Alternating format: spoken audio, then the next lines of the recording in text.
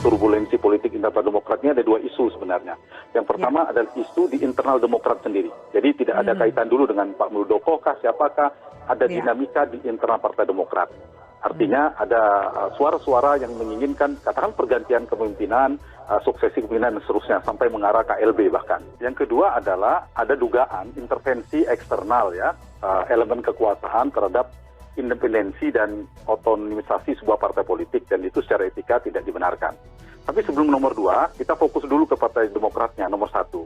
Kita tahu di dinamika internal Partai Demokrat itu, Demokrat ini kan partai yang saya istilahkan dua, partai gigantisme, yang mengalami keraksasaan yang sangat cepat besarnya, karena ada faktor Pak SBY yang sangat kuat mendongkrak partainya pada ketika jadi presiden, tapi tidak diikuti infrastruktur kelembagaan yang kuat. Kemudian juga presidensialisasi partai dialami oleh Demokrat yang sangat bergantung satu figur sosok bernama Pak SBY. Nah, ketika Pak SBY tidak lagi menjadi ketua umum, itu berdampak salah satunya terjadi faksionalisme yang menajam. Yang kedua, ada suara-suara yang menginginkan mengevaluasi kepemimpinan Mas AHY sendiri. Jadi memang ada suara dinamika di internal yang menginginkan. Tapi poin saya, kalau itu pun ada atau tidak, ada mekanisme internal.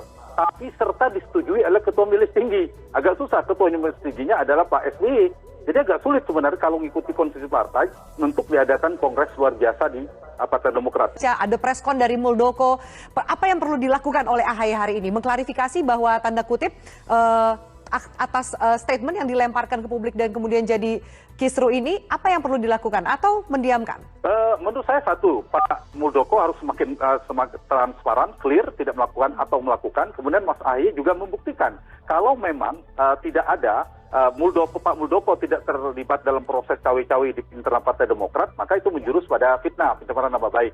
Tapi kalau ada, maka ini juga tantangan bagi Partai Demokrat, Mas AHY, untuk menyampaikan jika itu ada. Kalau ada kan lebih dalamnya kita mempertanyakan apakah Presiden Jokowi tahu Pak Muldoko melakukan ini. Kalau sepengetahuan Pak Jokowi, mengapa Presiden Jokowi tidak melarang? Kalau tidak tahu, maka harus ada sanksi yang harus diberikan Presiden kepada Pak Muldoko sebagai salah satu orang kepala staf kepresidenan. Kalau itu benar-benar terjadi. Tapi kalau tidak ada terjadi, maka AHY pun harus mengklarifikasi ke publik. Ini kan soal persepsi publik, bertarung pada persepsi publik. Siapa bisa memanfaatkan momentum dan situasi ini. Singkatnya, satu, AHY harus terbiasa menghadapi dinamika internal. Kalau bahasa publik, mungkin saya tidak mengistilahkan baperan, biasa saja ada goyangan dan seterusnya, tapi biasa dalam menggunakan sebuah partai. Mari marwah dan wibawa lembaga kepresidenan juga harus tetap kita jaga.